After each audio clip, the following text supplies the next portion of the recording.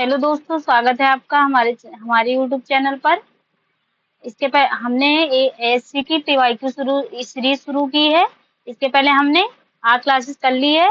अगर आपने नहीं देखा है तो वो क्लासेस जाके देख लीजिए ताकि आप चीज़ों को कनेक्ट कर पाएँ, क्योंकि मैंने थोड़ा-थोड़ा करवाया है। तो इससे आप चीज़ें मतलब स्टार्टिंग से देखेंगे, क्योंकि वो भी बहुत इम्पोर्टेंट क्वेश्चंस हैं और देख लेंगे तो आपके लिए बहुत ही इम्पोर्टेंट होगा। चलिए फिर शुरू करते हैं। अगर आपने चैनल को सब्सक्राइब नहीं किया, सब्सक्राइब जरूर कर लीजिए और क्लास को शेयर कर दीजिए अपने दोस्तों में, ठीक है। और ये आपके लिए कितना इम्पोर्टेंट है आपको पढ़ के ही समझ में आ रहा होगा। ठीक है, चलिए शुरू करते हैं। इसमें पहला क्वेश्चन क्या है, आज हम पढ़ेंगे। इसके पहले हमने मतलब एंशियंट, मिडिवल और मॉडर्न का भी काफी चीजें कर चुकी है। तो आज हम पढ़ेंगे महात्मा गांधी एवं राष्ट्रीय आंदोलन, Mahatma Gandhi and national movement. पहला क्वेश्चन, इनकी घटनाक्रम का कलानुक्रम व्यवस्थित कीजिए। Arrange the following events in the chronological order. पहला क्वेश्चन, पहला क्या है इसमें ऑप्शन, गांधी जी ने दांडी में नमक कानून तोड़कर सबने अवज्ञा आंदोलन शुरू किया। तो सबने अवज्ञा आंदोलन कब सब शुरू किया था। उसके बाद फिर क्या है, असहयोग आंदोलन और खिलाफत आंदोलन का आरंभ, फिर जलियांवाला बाग नरसंहार, फिर चौरा चौरी की घटना और फिर द्वितीय गोलमेज सम्मेलन। इन सबको मतलब क्रम में लगाना है। तो क्या कैसे है, तो इसमें क्या हो जाएगा, इसमें देखिए दिया गया है टाइम, मतलब टाइम पीरियड। तो इसमें हो जाएगा, पहला क्या है, जलियांवाला बाग 13 अप्रैल 1919 को हुआ था। असहयोग आंदोलन 1920 में और खिलाफत आंदोलन भी अक्टूबर 1919 में मतलब प्रारंभ हुआ था। 1920 तक चीजें चलती रही खिला ये दोनों, तो मतलब 1920 1919 तक हुआ था। ठीक है, उसके बाद क्या है, चौरा चौरी की घटना 2 फरवरी 1922 को हुई थी। गांधी जी ने दांडी में नमक कानून तोड़कर सविनय अवज्ञा आंदोलन शुरू किया था। कब, 6 अप्रैल 1930। और द्वितीय गोलमेज सम्मेलन कब हुआ था, 1931। तो इसके हिसाब से ऑप्शन क्या हो जाएगा, ऑप्शन नंबर सी हो जाएगा। पहले सी होगा, ये जलियांवाला बाग हत्याकांड 1919 में। फिर जो है बी हो जाएगा, किसे इसमें 2 चीज दी गई तो 1920 के आसपास में हुआ चीजें, 1919 1920 में, तो बी हो जाएगा। उसके बाद क्या हो जाएगा, डी, चौरा चौरी 1922 में हुई थी। फिर हो जाएगा गोलमेज, उसके बाद हो जाएगा गांधी जी जो मतलब दांडी मार्च निकाला था 1930 में। उसके बाद गोलमेज सम्मेलन 1931 में। तो ये अब नेक्स्ट क्वेश्चन है, इसको भी क्रोनोलॉजिकल और क्या है, उनकी घटनाओं को उनके घटित होने के वर्ष के क्रम में इसमें भी क्रोनोलॉजिकल ऑर्डर में लगाना है। तो पहला क्या है, महात्मा गांधी का प्रादुर्भाव, मतलब महात्मा गांधी मतलब कब, मतलब उनका वो मतलब रिवाइव किए थे, मतलब वापस आए, फिर उन्होंने राजनीति में जो भी किया, काम किया, वो कब शुरू हुआ। नेक्स्ट है बंगाल विभाजन, रौलट सत्याग्रह, दंडी मार्च, खिलाफत आंदोलन। तो क्या होगा, पहले क्या है, बंगाल विभाजन हुआ कब, 1905 में। फिर 1915 में महात्मा गांधी आते अफ्रीका से वापस भारत, 1915 में।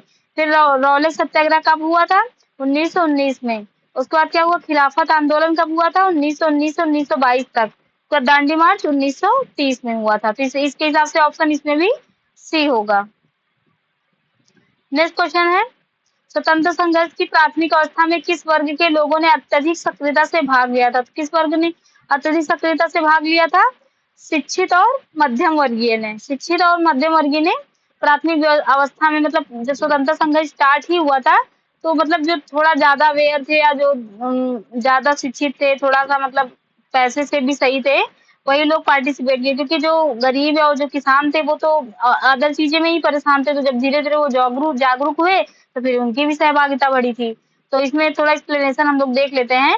भारतीय राष्ट्रीय आंदोलन अपने आरंभिक चरण में अर्थात 19वीं शताब्दी के उत्तरार्ध में मुख्यतः शिक्षित मध्यम वर्ग तक सीमित था। क्या मैं, शिक्षित मध्यम वर्ग तक सीमित था।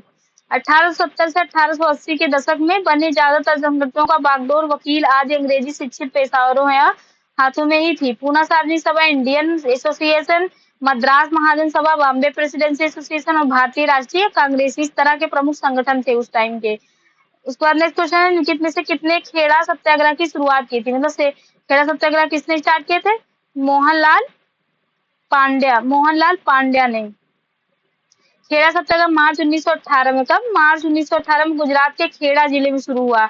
यह आंदोलन शुरू में किसानों के स्वयं एक स्थानीय नेता मोहनलाल पांडे के नेतृत्व में शुरू किया। अब देख लीजिए, खेड़ा आंदोलन सबको ऐसे याद है गांधी जी के टाइम पे हुआ था, लेकिन अब यहाँ पर पूछ लेगा तो क्योंकि इसमें मेन जो है पार्टिसिपेशन खेड़ा मतलब ये गांधी जी का था, क्योंकि उस समय आए थे, उनका कुछ मतलब जो इम्पोर्टेंट के पहले के जो आंदोलन है उसमें ये शामिल होता है। लेकिन अब स्टार्टिंग की बात है तो इसमें जो मोहनलाल पांडे था, अब इसमें ऑप्शन ही नहीं दिया महात्मा गांधी। तो ऐसे क्वेश्चन अब देखिए, अब प्रीवियस ईयर करेंगे तो आपका रिवाइज मतलब पता चलेगी नए नए क्वेश्चन भी कैसे बन रहे हैं। तो ऑप्शन पे ही डिपेंड होता है कि आपका उसका आंसर क्या होगा उस क्वेश्चन का, चाहे जितना आपने पढ़ा होगा, स्टैटिक रटा होगा। ठीक है, तो क्या इसमें क्या हो जाएगा, मोहनलाल पांडे, ये नया क्वेश्चन है, मतलब नया आपको लग रहा होगा, इसको जरूर याद रखिएगा। इसमें इसमें मुख्य रूप से खेड़ा के किसान पाटीदार शामिल था, जो बाद में गांधी जी के नेतृत्व में शामिल हुआ। ठीक है, उनकी मांग फसल की कीमतों में वृद्धि और कर की दर में सरकार की असं असंवेदनशील वृद्धि में पृष्ठभूमि राजस्व का भुगतान न करना था। नेक्स्ट क्वेश्चन है, महात्मा गांधी ने व्यक्तिगत सत्याग्रह का आरंभ किया। व्यक्तिगत सत्याग्रह का आरंभ किया था भारतीय नागरिकों के लिए एक मजबूत राजनीतिक भावनाओं की व्यक्ति के लिए। नेक्स्ट क्वेश्चन है, भारतीयों की मांगों को शांतिपूर्वक स्वीकार करने के लिए ब्रिटिश सरकार को अवसर दिया। तो इसमें क्या हो जाएगा, दोनों सही हैं। व्यक्तिगत सत्याग्रह गांधी जी का अहिंसक विरोधक आंदोलन था जो 1940 में शुरू हुआ था। यह आंदोलन ब्रिटिश सरकार के अगस्त प्रस्ताव अगस्त प्रस्ताव की विफलता के जवाब में उभरा, जिसमें भारत के सीमित सुशासन देने की मांग की गई थी। किसने सीमित सुशासन देने की मांग की गई थी ना अगस्त प्रस्ताव में, इसलिए इसका विरोध किया गया था। इस आंदोलन का प्रारंभ करने का कारण था भारतीय नागरिकों के लिए एक मजबूत राजनीतिक भावनाओं का की अभिव्यक्त करने के लिए भारतीयों की मांगों को शांतिपूर्वक स्वीकार करने के लिए ब्रिटिश सरकार को अवसर देना। नेक्स्ट क्वेश्चन है, गांधी जी के विदेशी सामानों के बहिष्कार के आंदोलन का उद्देश्य था। तो क्या उद्देश्य था, मतलब गांधी जी के विदेशी सामानों के बहिष्कार के आंदोलन का उद्देश्य क्या था, तो क्या उद्योग मतलब था, तो इसमें हो जाएगा सी। अरे मतलब ज्यादातर गांधी जी उस टाइम यही सपोर्ट करते ना, क्योंकि कुटीर उद्योग ये सब खराब हो चुके थे अंग्रेजों की वजह से, तो इसीलिए क्या था इसका, कुटीर उद्योग का प्रोत्साहन। नेक्स्ट क्वेश्चन है, संविदा अवज्ञा आंदोलन का प्रारंभ करने के पूर्व महात्मा गांधी ने ब्रिटिश भारतीय सरकार के समक्ष 11 सूत्रों की एक रूप में न्यूनतम मांगों का पेश किया था। लिखित में से कौन सा उन मांगों में सम्मिलित था? भूमि कर के दरों में कमी, नमक कर को हटाना, सैन्य खर्चों में कमी, इन सब में मतलब कौन सा शामिल था? इसमें सब क्या होगा, तीनों शामिल था, तीनों चीजें शामिल थी। देखिए इसमें दिया भी है कुछ चीजें, तो आप देख लीजिए। रुपए की विनिमय दर घटाकर एक सीलिंग 4 पैसे जाए, भू राजस्व में 50% कमी कर दी जाए और इससे विधायी नियंत्रण का विषय बनाया जाए। नमक कर और सरकार के नमक कर एकाधिकार समाप्त किया जाए। सेना खर्च में 50% कमी की जाए। सर्वोच्च श्रेणी की सेवाओं का वेतन घटाकर आधा किया जाए। भारतीय कपड़ा उद्योग और जहाज रानी उद्योग के संरक्षण दिया जाए। सभी राजनीतिक बंदियों को रिहा कर दिया जाए। तो उसके बाद नेक्स्ट क्वेश्चन है, स्वतंत्रता आंदोलन के दौरान महात्मा गांधी करीबी अंग्रेज देश भाई थे। तो उस समय मतलब इनके जो करीबी मतलब वो थे, तो कौन था इसमें, कौन था इनका करीबी मतलब जो अंग्रेज दीनबंधु के उपनाम से भी जाना जाता था, कौन थे? एव हुम थे, नहीं sorry sorry, Charles free Andrews थे जो है, ठीक, कौन थे? चार्ल्स फ्री एंड्रयूज, कौन थे? चार्ल्स फ्री एंड्रयूज थे। नेक्स्ट है, लिखित घटनाओं का कालानुक्रम क्रम में क्या होगा, मतलब इसको कालानुक्रम में लगाना है। तो दांडी मार्च, असहयोग एवं खिलाफत आंदोलन, चंपारण अभियान, व्यक्तिगत सत्याग्रह आंदोलन। तो इसमें क्या क्या हो जाएगा, मतलब वो सी हो जाएगा, क्या सी हो जाएगा। चंपारण कब हुआ था? 1917 में हुआ था। असहयोग एवं खिलाफत आंदोलन 1920 में हुआ। दांडी मार्च 1930 में। व्यक्तिगत सत्याग्रह आंदोलन 1940 में। पहले सत्याग्रही कौन थे? विनोबा भावे थे। व्यक्तिगत सत्याग्रह आंदोलन 1940 में। नेक्स्ट क्वेश्चन, निम्नलिखित में से किसका नेहरू ने समर्थन किया पर गांधी जी ने नहीं किया था? तो किसका किया था? भारी औद्योगिकरण, मतलब नेहरू जी मतलब भारी औद्योगिकरण को सपोर्ट करते थे, हैवी इंडस्ट्रियलाइजेशन को, लेकिन गांधी जी नहीं वो करते, क्योंकि वो लघु उद्योग और ये ग्रामीण उद्योग को ज्यादा मतलब वो करते थे, क्योंकि वो मतलब आत्मनिर्भर था भारत में उस समय, मतलब चीजें बहुत वैसे ही चीजें होती थी, कृषि प्रधान देश और ये सब सारी चीजें ही ज्यादा थी, तो इसीलिए गांधी जी जानते थे, इसीलिए वो सपोर्ट करते थे कि मतलब वो उद्योगीकरण को नहीं सपोर्ट करते थे। नेक्स्ट क्वेश्चन है, स्वतंत्रता आंदोलन में महिलाओं की भागीदारी के लिए महात्मा गांधी के को किसने सहमत किया था? किसने सहमत किया था? सरोजिनी नायडू ने, मतलब सरोजिनी नायडू ने ही उनको सहमत किया था कि मतलब महिलाओं को भी स्वतंत्रता आंदोलन में शामिल करिए। भारत में कहाँ और कब महात्मा गांधी को पहली बार हिरासत में लिया गया था? पहली बार हिरासत मतलब पहली बार जेल कब गए थे महात्मा गांधी? तो कहाँ गए थे? पलवल में, 1919 पलवल में। महात्मा गांधी को पहली बार हरियाणा के पलवल रेलवे स्टेशन पर 10 अप्रैल 1919, तब 10 अप्रैल 1919 को हिरासत में लिया गया था। यह उस समय हुआ जब अंग्रेजी हुकूमत ने स्वाधीनता आंदोलन को दबाने के लिए रॉलेट एक्ट पास किया था और महात्मा गांधी को पंजाब जाने से रोकने के लिए एक आदेश जारी किया था। नेक्स्ट है, गांधी जी ने खादी को किसका प्रतीक माना था? खादी को किसका प्रतीक माना था? आर्थिक स्वतंत्रता का। क्या? आर्थिक स्वतंत्रता का। गांधी जी ने खादी को आर्थिक स्वतंत्रता का प्रतीक माना था। गांधी जी ने खादी के सूत को काटने वाले चरखे को आर्थिक स्वतंत्रता का प्रतीक के रूप में देखा था। किसको? चरखे को। उन्होंने वर्ष 1918 में खादी को ग्राम संवर्धन का हथियार बनाया। किसको? 1918 में खादी को ग्राम संवर्धन का हथियार बनाया था। नेक्स्ट क्वेश्चन है, 1924 में वाईकोम सत्याग्रह का नेतृत्व किसने किया था? तो किसने किया था? महात्मा गांधी ने वाईकोम सत्याग्रह का मतलब लीड किया था। तो केरल के त्रावणकोर राज्य में सन 1924 से 25 में चलाए गए वाईकोम सत्याग्रह में गांधी जी ने भाग लिया था। हालांकि इस सत्याग्रह का नेतृत्व त्रावणकोर के कांग्रेसी नेता राज्य के कांग्रेसी नेता टी.के. माधवन ने किया था। तो सही, मतलब टी.के. माधवन ने इसका मेन मतलब नेतृत्व किया, लेकिन उसमें पार्टिसिपेशन की बात की तो कौन थे? महात्मा गांधी। वाकई सत्याग्रह अस्पृश्यता और जातिवाद के विरुद्ध एक आंदोलन था। नेक्स्ट क्वेश्चन है, जोहान्सबर्ग दक्षिण अफ्रीका में महात्मा गांधी ने किस वर्ष अपनी पहली जेल अवधि पूरी की थी? तो कब की थी? 1908 में पहली जेल अवधि उनको मिली थी। नेक्स्ट क्वेश्चन है, महात्मा गांधी का पूरा नाम क्या था? तो महात्मा गांधी का पूरा नाम क्या था? मोहनदास करमचंद गांधी। नेक्स्ट क्वेश्चन है, महात्मा गांधी अपना राजनीतिक गुरु किसे मानते थे? तो अपना राजनीतिक गुरु किसको मानते थे? गोपाल कृष्ण गोखले को अपना राजनीतिक गुरु मानते थे। नेक्स्ट क्वेश्चन, विद्वानों के अनुसार स्वतंत्रता के बाद गांधी जी ने जीवन का श्रेष्ठतम क्षण क्या था? गांधी जी के जीवन के श्रेष्ठतम क्षण क्या थे? उन्होंने सांप्रदायिक शांति बहाल करने की कोशिश की। क्या? सांप्रदायिक जो शांति थी उसको बहाल करने की कोशिश की थी। देख रहे हैं किस लेवल पर क्वेश्चन कैसे पूछा गया है। 2014 में पूछा गया था, सोचो तब ये अब तो और ही स्टैंडर्ड बढ़ गया है। नेक्स्ट क्वेश्चन है, निम्नलिखित में से किस आंदोलन का नेतृत्व महात्मा गांधी ने नहीं किया था? इसमें से मतलब महात्मा गांधी ने किस आंदोलन का नेतृत्व नहीं किया था?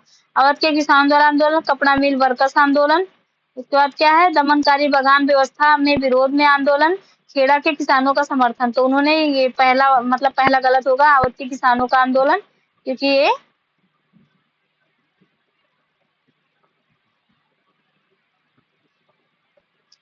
अलग है। कपड़ा मिल का वर्कर्स आंदोलन 1918, दमनकारी बगान बगान व्यवस्था के विरोध में चंपारण 1917, खेड़ा किसानों के समर्थन में किया गया 17 का 1918 को गांधी जी ने नेतृत्व प्रदान किया। जबकि बाबा रामचंद्र, यही मैं मतलब याद करी थी, बाबा रामचंद्र जी थे मूलतः महाराष्ट्र के ब्राह्मण थे, के प्रयासों से अक्टूबर 1920 में का 1920 प्रतापगढ़ में अवध किसान सभा की स्थापना की थी। अवध किसान सभा की स्थापना ये भी पूछा जाता है, तो ये भी इसी में याद कर लीजिए। 1920 में अवध किसान सभा की स्थापना के बाबा रामचंद्र ने किया था।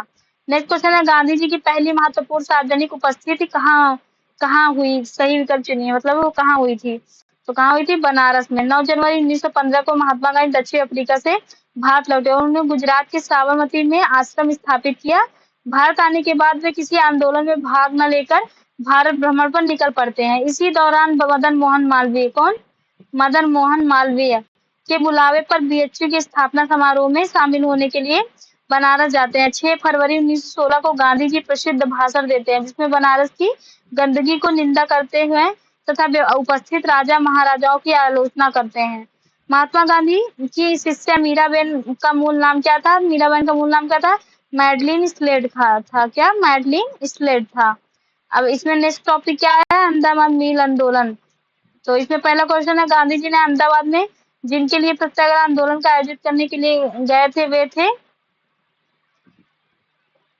कपड़ा मिलों के कर्मचारी थे। कौन? कपड़ा मिलों के कर्मचारी थे, जिनके लिए उन्होंने काम किया था। नेक्स्ट है, निम्न में से वह कौन सा सत्याग्रह है जो कि महात्मा गांधी और औद्योगिक कामगारों से संबद्ध है? तो कौन है? अहमदाबाद सत्याग्रह आंदोलन। नेक्स्ट टॉपिक है खिलाफत आंदोलन।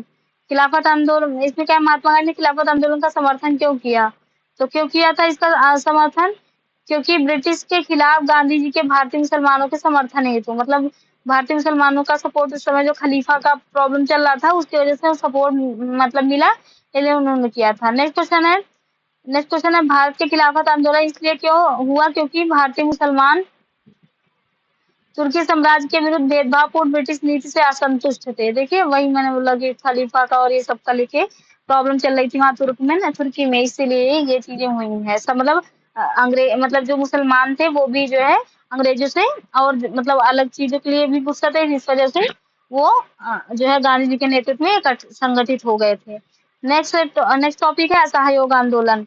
इसमें है निम्नलिखित में से किसने असहयोग आंदोलन के दौरान विदेशी कपड़ों को जलाने के इंसेंस इंसेट क्या इंसेट वेस्ट के रूप में लिया है? तो किसने लिया? रविन्द्रनाथ टैगोर ने। असहयोग आंदोलन के दौरान विदेशी कपड़ों को जलाने के रविन्द्रनाथ टैगोर ने निष्ठुर बर्बादी इंसेंसेट वेस्ट कहा था, निष्ठुर बर्बादी कहा है। असहयोग आंदोलन महात्मा गांधी ने 1 अप्रैल 1920 को, कब 1 अप्रैल 1920 को शुरू किया था। इस दौरान विदेशी कपड़ों को बहिष्कार किया गया था तथा विदेशी कपड़ों का सर्वाधिक होली जलाई गई थी, सार्वजनिक होली जलाई गई थी। नेक्स्ट क्वेश्चन है लिखित में से कौन से नेता असहयोग का एक हिस्सा नहीं थे? तो इसमें मतलब असहयोग के नेता नहीं थे कौन? एनी बेसेंट नहीं थी, एनी बेसेंट बाद में आई है। एनी बेसेंट असहयोग आंदोलन का हिस्सा नहीं थी। इन्होंने असहयोग आंदोलन के विरोध भी किया था। ब्रिटिश सरकार की दमनकारी नीति जैसे रोलैक्ट एक्ट तथा जलियांवाला बाग हत्याकांड की प्रक्रिया के फलस्वरूप महात्मा गांधी द्वारा 1 अगस्त 1920 को असहयोग आंदोलन शुरू किया गया था। नेक्स्ट क्वेश्चन है गांधी ने असहयोग आंदोलन का प्रारंभ कब किया था? कब किया था? 1920 में किया था।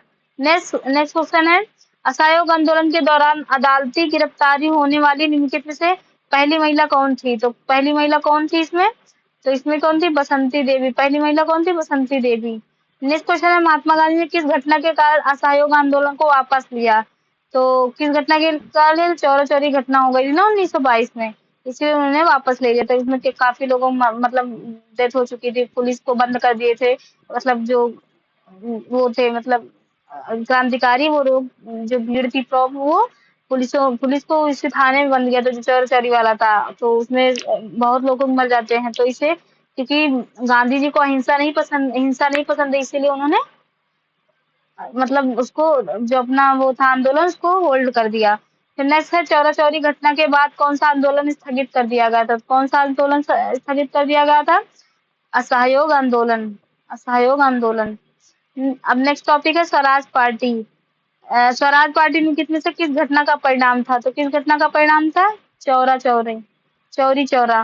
क्योंकि चौरा चौरी के बाद उन्होंने जब भंग कर दिया तो मतलब उसमें जो है मोतीलाल नेहरू जो और सी आर दास ये मतलब गुस्सा गए कि मतलब अभी आंदोलन स्टार्ट हुआ था, चीजें हुई थी और इन्होंने बंद कर दिया।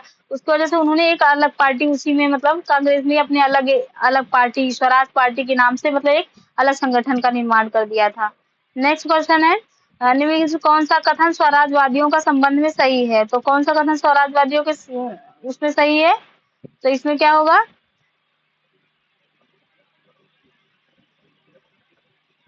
उन्होंने केंद्रीय विधानसभा चुनाव 1923 में अधिकतर सीट पर जीत हासिल की थी। कौन? स्वराजवादियों ने। क्योंकि उनका ये विश्वास था कि हम मतलब सरकार में जाके सरकार का विरोध करके सरकार नहीं चलने देंगे ताकि हम उसमें मतलब उनके काम में व्याधा डाल सकें। ठीक है, तो इसमें क्या आप देख लेते हैं सत्येंद्र दास और पंडित पंडित मोतीलाल नेहरू ने मार्च 1923 कब? मार्च 1923 इलाहाबाद में कांग्रेस खिलाफत स्वराज पार्टी जिसे स्वराज पार्टी के नाम से भी जाना जाता था की स्थापना की। इसके अध्यक्ष कौन थे? सी आर दास तथा महासचिव कौन थे? मोतीलाल नेहरू थे।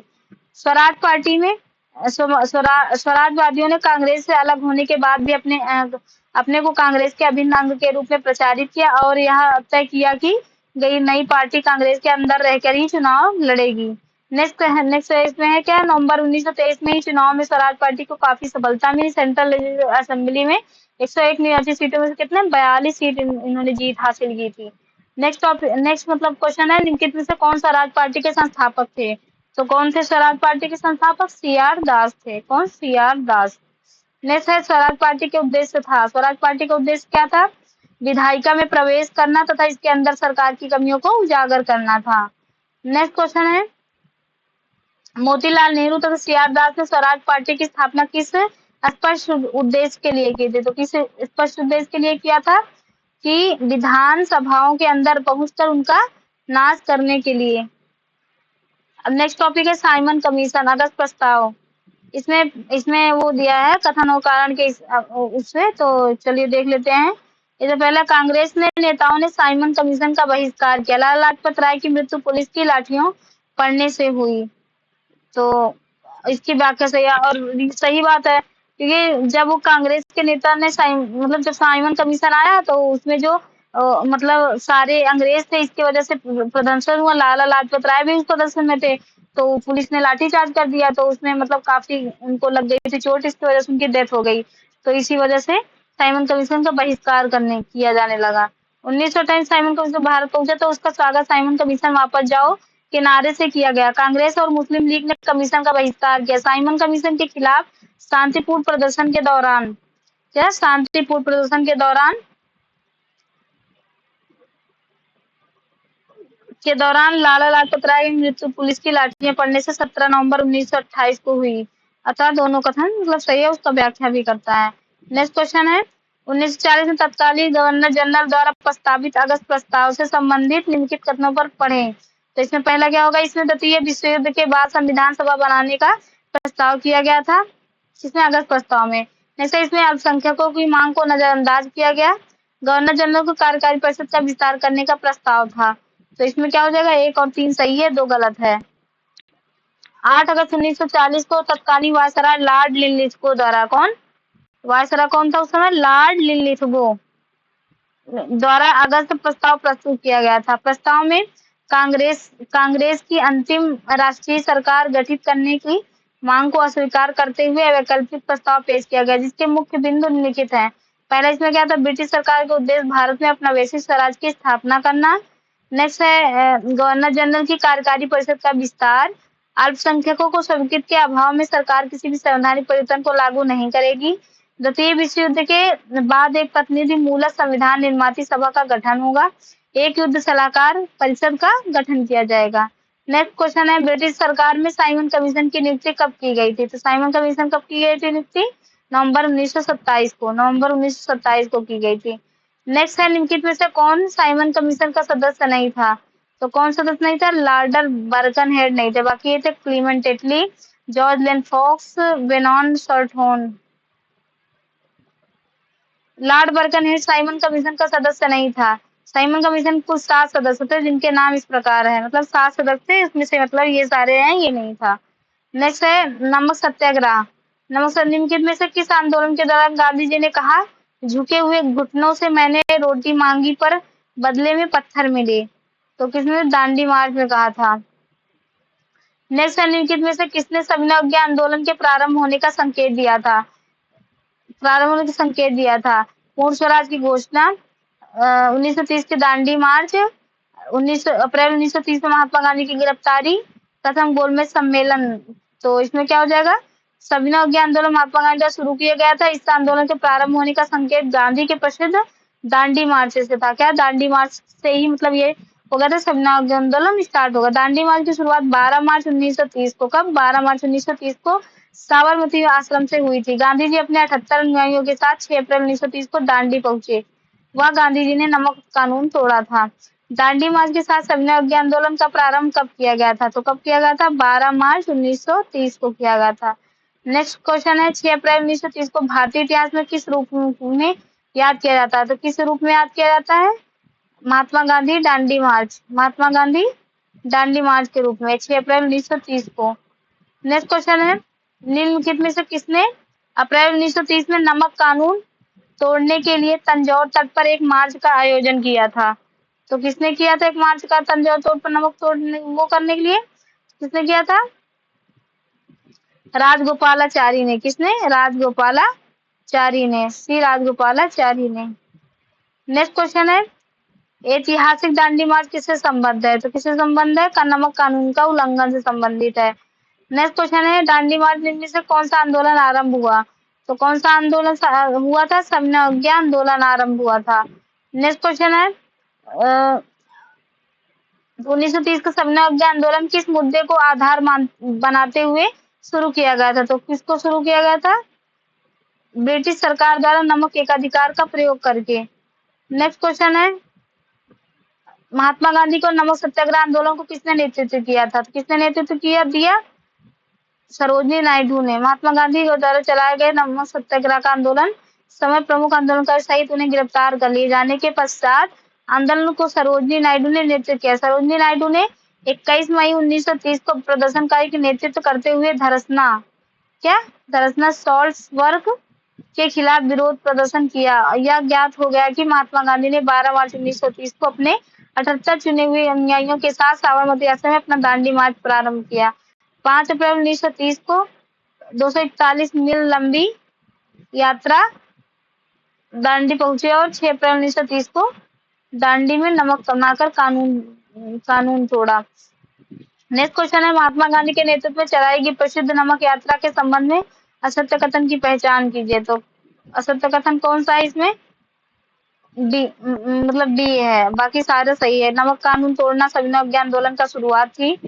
क्या है, लगभग 10 मील प्रतिदिन हिसाब से 24 दिन तक चलते रहे। महात्मा गांधी ने 6 अप्रैल को नमक बनाकर नमक कानून का उल्लंघन किया था। इसमें भी क्या है, यह यात्रा दांडी से प्रारंभ हुई, साबरमती आश्रम में समाप्त हुई। ये गलत है, साबरमती आश्रम से प्रारंभ हुई थी और दांडी में समाप्त हुई थी। नेक्स्ट टॉपिक, गोलमेज सम्मेलन, गांधी इरविन समझौता या पूना पैक्ट। तो इसमें पहला क्वेश्चन 1932 का पूना समझौता से संबंधित था। किससे संबंधित था? पूना समझौता। पूना समझौता किससे समझौता था? अपवादग्रस्त वर्ग के लिए, अपवादग्रस्त वर्ग के लिए। इस एक्सप्लेनेशन देख लेता हूँ। 1932 को पूना समझौता अपवादग्रस्त वर्ग दलित वर्ग से संबंधित था। 24 सितंबर 1932 को डॉक्टर भीमराव अम्बेडकर तथा अन्य हिंदू नेताओं के प्रयत्न से स्वर्ण हिंदुओं तथा दलितों के मध्य एक समझौता किया गया। इसे पूना समझौता के नाम से जाना जाता है। इस समझौते के अनुसार दलित वर्ग के लिए पृथक निर्वाचन मंडल समाप्त कर दिया गया तथा व्यवस्थापिका सभा में अछूतों के स्थान पर हिंदू वर्ग के अंतर्गत ही सुरक्षित रखा गया है। नेक्स्ट क्वेश्चन है, लिखित में से किस वर्ष पूना पैक्ट पर हस्ताक्षर किया गया? तो किस पे किया गया? 1932 में पूना पैक्ट पर हस्ताक्षर किया गया था। 1932 कौन? दलित नेता डॉक्टर भीमराव अम्बेडकर के बीच पूना समझौता हुआ था। गांधी जी और डॉक्टर भीमराव अम्बेडकर के मध्य हुआ था। लिखित में से किस उर्दू कवि को द्वितीय एवं तृतीय गोलमेज सम्मेलन में आमंत्रित किया गया था? तो किसको आमंत्रित किया गया था? मोहम्मद इकबाल को। किसको? मोहम्मद इकबाल को एकत्रित किया, मतलब बुलाया गया था, आमंत्रित किया गया था। इसमें उसका पहला गोलमेज कब हुआ था? 1930 में, 19 जनवरी 1931 तक चला। दूसरा गोलमेज 7 सितंबर 1931 से, और तीसरा क्या है? 17 नवंबर 1932। नेक्स्ट क्वेश्चन है, पूना समझौता महात्मा गांधी और भीमराव अम्बेडकर के बीच हुआ। किसके? महात्मा गांधी और भीमराव अम्बेडकर के बीच हुआ। नेक्स्ट क्वेश्चन है, पूना समझौता का उद्देश्य था। तो पूना समझौता का उद्देश्य क्या था? निम्न जाति की प्रतिनिधि बढ़ाने हेतु। क्या? निम्न जाति की प्रतिनिधि बढ़ाने की। सांप्रदायिक अवार्ड के आधार पर किसने भारत में पृथक निर्वाचन क्षेत्र का वर्णित किया? किसने किया था? रैमजे मैकडोनाल्ड ने। किसने? रैमजे मैकडोनाल्ड ने किया था। नेक्स्ट क्वेश्चन है, लंदन में द्वितीय गोलमेज सम्मेलन किसकी पृष्ठभूमि पर हुआ था? तो किसकी पृष्ठभूमि पर हुआ था? इरविन समझौता के पृष्ठभूमि पर हुआ था। कौन? लंदन में द्वितीय गोलमेज सम्मेलन। नेक्स्ट क्वेश्चन है, किनके द्वारा कम्युनल अवार्ड बनाया गया था? तो किनके द्वारा बनाया गया था? रैमजे मैकडोनाल्ड ने कम्युनल अवार्ड बनाया था। 16 अगस्त 1932 से इंग्लैंड के प्रधानमंत्री रैमजे मैकडोनाल्ड ने एक घोषणा की जिसे सांप्रदायिक पंचायत कम्युनल अवार्ड कहा जाता है। इस पंचायत में पृथक निर्वाचन पद्धति को न केवल मुसलमानों और सिखों के लिए जारी रखा गया बल्कि इसे दलित वर्ग पर भी लागू कर दिया गया। नेक्स्ट क्वेश्चन है, लंदन में आयोजित गोलमेज सम्मेलन किस मुद्दे पर निर्णय लेने के लिए हुआ था? तो किस मुद्दे पर निर्णय लेने के लिए हुआ था? प्रांतीय स्वायत्तता देने के लिए। नेक्स्ट क्वेश्चन है, पूना संधि के बारे में विकल्पों में से क्या सही है? तो क्या इसमें सही है? महात्मा गांधी और मोहम्मद अली जिन्ना वंचित वर्गों के लिए अलग निर्वाचक वर्ग को सृजन करेंगे। नेक्स्ट है, महात्मा गांधी और डॉक्टर भीमराव अम्बेडकर संयुक्त निर्वाचक वर्ग कायम रखें और वंचित वर्गों के आरक्षित सीट दें। यही वाला मतलब सही होगा, बी। नेक्स्ट क्वेश्चन है क्रिप्स मिशन। क्रिप्स मिशन का पहला क्वेश्चन क्या है? निम्नलिखित में से कौन क्रिप्स मिशन के साथ वार्ता लिए कांग्रेस के आधिकारिक वार्ताकार थे? तो कौन थे? पंडित नेहरू और मौलाना अबुल कलाम आजाद थे इसके मेन वार्ताकार था। मौलाना अबुल कलाम आजाद और पंडित नेहरू थे। नेक्स्ट टॉपिक है भारत छोड़ो आंदोलन। भारत छोड़ो आंदोलन का न्यायिक किसे किसे कहा जाता है? नायिका किसे कहा जाता है? किसको कहा जाता है? अरुणा आसफ अली को। किसको? अरुणा आसफ अली को कहा जाता है। अरुणा आसफ अली को भारत छोड़ो आंदोलन की नायिका कहा जाता है। अरुणा आसफ अली का वीरतापूर्ण व्यवहार ही था जिसे उन्होंने 1942 के आंदोलन की नायिका या स्वतंत्रता आंदोलन की ग्रैंड ओल्ड लेडी की उपाधि दी। भारत छोड़ो आंदोलन में गांधी जी ने करो या मरो का नारा दिया था। नेक्स्ट है टॉपिक 1942 के भारत छोड़ो आंदोलन के दौरान सबसे लंबे समय के लिए समानांतर सरकार कहाँ बनाई गई थी? तो कहाँ बनाई गई थी? सतारा में। महाराष्ट्र सतारा में सबसे लंबी सरकार बनाई गई थी। नेक्स्ट क्वेश्चन है कौन सा भारतीय राष्ट्रवादी आंदोलन अगस्त आंदोलन के नाम से भी जाना जाता है? तो कौन सा आंदोलन था? भारत छोड़ो आंदोलन था। भारत छोड़ो आंदोलन अगस्त आंदोलन के नाम से भी जाना जाता है। कि भारतीय कांग्रेस की समिति के सत्र में महात्मा गांधी किया गया आह्वान था। कब? 1942 में। नेक्स्ट क्वेश्चन है मुस्लिम लीग एवं भारतीय राष्ट्रीय कांग्रेस के मध्य व्याप्त राजनीतिक गतिरोध को खत्म करने के लिए सीआर फार्मूला किसने तैयार किया था? तो किसने किया था? श्री राजगोपालाचारी ने 1944 में सीआर फार्मूला चालू किया था, मतलब लाया था। नेक्स्ट है भारत छोड़ो आंदोलन के प्रतिनिधित्व को प्रारंभ किया था। किसने प्रारंभ किया था? क्रिप्स प्रस्ताव के प्रतिनिधित्व को प्रारंभ किया था। नेक्स्ट क्या है? भारत छोड़ो आंदोलन क्रिप्स प्रस्ताव के प्रत्युत्तर में प्रारंभ किया था। क्रिप्स मिशन की अध्यक्षता स्टेफोर्ड क्रिप्स द्वारा की गई थी। 8 अगस्त 1942 को महात्मा गांधी को अध्यक्षता में अखिल भारतीय राष्ट्रीय कांग्रेस समिति ने भारत के ब्रिटिश शासन के अंत की मांग करते हुए भारत छोड़ो आंदोलन शुरू किया। नेक्स्ट है भारत छोड़ो आंदोलन का नेतृत्व किसने किया? तो किसने किया था भारत छोड़ो आंदोलन? महात्मा गांधी ने किया था। नेक्स्ट क्वेश्चन है भारत छोड़ो आंदोलन का शुभारंभ करने का तत्कालीन कारण कौन सा है? तो कौन सा इसमें तत्कालीन कारण क्या था उस समय? मतलब तत्कालीन कारण क्रिप्स मिशन की असफलता के कारण हुआ था। कब? क्रिप्स मिशन की असफलता के कारण। नेक्स्ट क्वेश्चन है निम्नलिखित में से एक आंदोलन के लिए महात्मा गांधी ने करो या मरो का नारा दिया था। किसके लिए दिया था? भारत छोड़ो आंदोलन के लिए, जो 7 अगस्त 1942 को बम्बई के ग्वालियर टैंक के मैदान में कांग्रेस के अधिवेशन में हुआ था इसका स्टार्टिंग। नेक्स्ट है भारत छोड़ो आंदोलन चलाया गया था। तो कब चलाया गया था? 8 अगस्त 1942 को। कब? 8 अगस्त 1942 को चलाया गया था। नेक्स्ट है निम्नलिखित नेताओं में से कौन भारत छोड़ो आंदोलन के दौरान जेल से भाग गया और भूमिगत जल विधियों का आयोजन किया? तो किया किसने? जयप्रकाश नारायण ने किया था। जयप्रकाश नारायण किया था। अब आजाद हिंद फौज है सुभाष चंद्र बोस। ये हम कल करेंगे टॉपिक, आज इतना ही करते हैं क्योंकि थोड़ा थोड़ा करेंगे। देखिए आपको मैं ऐसे भी हो जाएगी चीजें कि आप अगर लगे तो आप मतलब पूरा प्रॉपर पढ़ लीजिए, उसके बाद इससे रिवाइज कर लीजिए, आपके पीवाई के रिवाइज हो जाएंगे। तो आपसे इसको आइडिया लग जाएगा कि आपने क्या कितना मतलब डीप चीजों को पढ़ना है, उस टॉपिक को कितना पढ़ना है। ठीक है, तो चलिए आज यहीं तक रखते हैं। इस कल हम जो है आजाद हिंद फौज या सुभाष चंद्र बोस के बारे में चीजें रिवाइज को पढ़ेंगे। तो चलिए, अगर आपने चैनल को सब्सक्राइब नहीं है तो सब्सक्राइब जरूर करके रखिएगा, ताकि मैं जो भी चीजें मतलब स्टार्ट करें या जो भी लाऊंगी आपके लिए वो आपको तुरंत पता चल जाए। और सपोर्ट करेंगे आप, मोटिवेट करेंगे अपने उससे, तभी चीजें आगे बढ़ पाएंगी। ठीक है, तो चलिए आज यहीं तक करिएगा। थैंक यू दोस्तों, अपना सपोर्ट बनाए रखिए, वो बहुत इंपॉर्टेंट है, ताकि आपके लिए मैं अच्छी से अच्छी चीजें दे सकूं। ठीक है, थैंक यू।